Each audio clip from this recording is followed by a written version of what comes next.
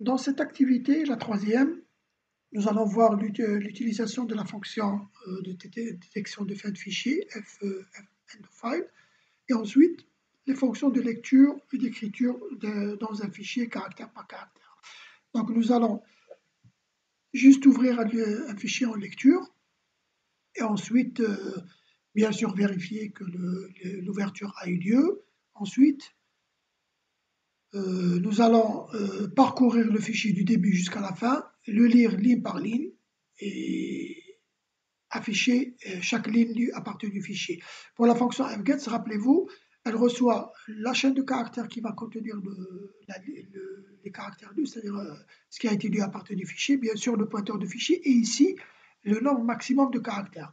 Ici la variable ligne, elle a été déclarée avec la taille L, donc on peut y mettre jusqu'à L-1 caractères. Donc là, c'est pour éviter un dépassement de la capacité de la variable qui reçoit les caractères lus à partir du fichier. Donc la fonction fget s'arrête soit parce qu'elle a trouvé le caractère anti/n, fin de ligne, soit parce qu'elle a lu les L-1 caractères.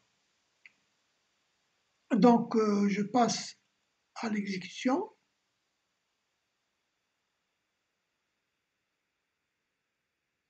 Pour le nom de fichier, pour ne pas trop... Donc je vais prendre le fichier de tout à l'heure, fichier 1.txt. Donc voilà, donc il n'y a pas grand-chose. Donc la fonction, elle a bien lu les caractères, les lignes du fichier ligne par ligne. Et ensuite, au niveau de la fonction main, nous avons affiché le contenu de ces lignes sur l'écran. Les deux fonctions suivantes sont les fonctions fgetC, fputC. Donc ce sont des fonctions qui lisent à partir d'un fichier caractère par caractère. Donc là aussi, nous allons juste donc, nous allons lire un fichier, pardon, nous allons ouvrir un fichier en lecture et un autre en écriture, et nous allons lire à partir du premier fichier caractère par caractère et écrire ce que nous avons lu dans le deuxième fichier. Donc voilà, donc on va lire à partir du fichier.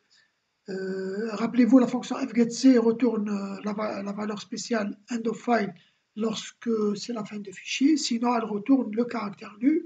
Donc tant que ce n'est pas la fin de fichier, nous allons lire un caractère et ensuite nous allons l'écrire dans le fichier de sortie. Pour l'écriture, nous avons tout simplement converti ce caractère en majuscule, mais ça c'est juste un traitement supplémentaire. Donc je vais ouvrir le fichier que nous venons de créer, fichier 1.txt. Et pour le fichier de sortie, je vais prendre fichier 2.txt.